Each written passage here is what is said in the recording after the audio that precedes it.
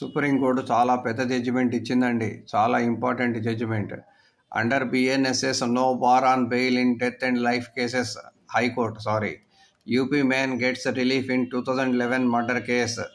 ఇది ఏమైంది? Prayagraj Allahabad high court held that with the enforcement of Bharatiya Nagarik Suraksha Samhita 2023 from July 1, 2024, the restriction on granting anticipatory bail in cases punishable with death or life imprisonment under section 438 of CRPC as was applicable in Uttar Pradesh no longer applies.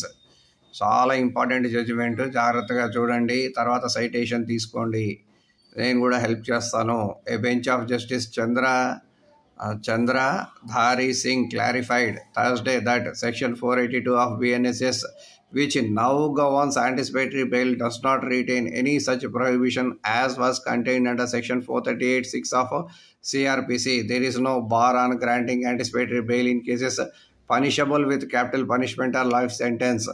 The court allowed the second anticipatory bail application filed by one who was summoned to face trial in a 2011 murder case but not charge sheeted during investigation.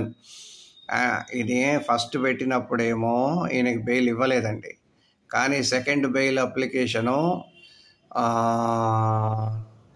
Fresh bail application మళ్ళీ వేసి దాని ప్రకారము bail కావాలని అడిగాడండి.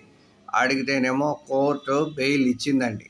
ఇచ్చినప్పుడు after hearing both parties, justice Singh said the removal of the statutory bar contained in section 438(6) of CrPC represents a fundamental change in the legal framework that obliterates the foundation upon which first application was rejected. First application was dismissed on maintainability and not merits. Merits ఎప్పుడు high court ఎందుకు చూస్తుంది? చూడదు కదా. Since the legislative landscape has changed, the present application was maintainable. Bench also cited a High Court order in 2024 case and maintained that ఆ case ఇవ్వలేదు.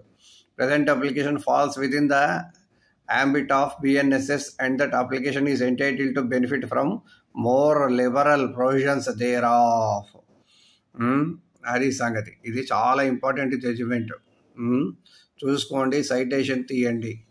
The state countered, ఇక్కడ ఇది important అండి, saying the offence was committed in 2011 and the charge sheet was filed even the cognizance was taken under CRPC regime well before BNSS came into force. BNSS cannot retrospectively override the bar under section 438(6) as applicable in UP అనంది. కానీ judge గారు ఇచ్చారు అన్నది important ఇక్కడ.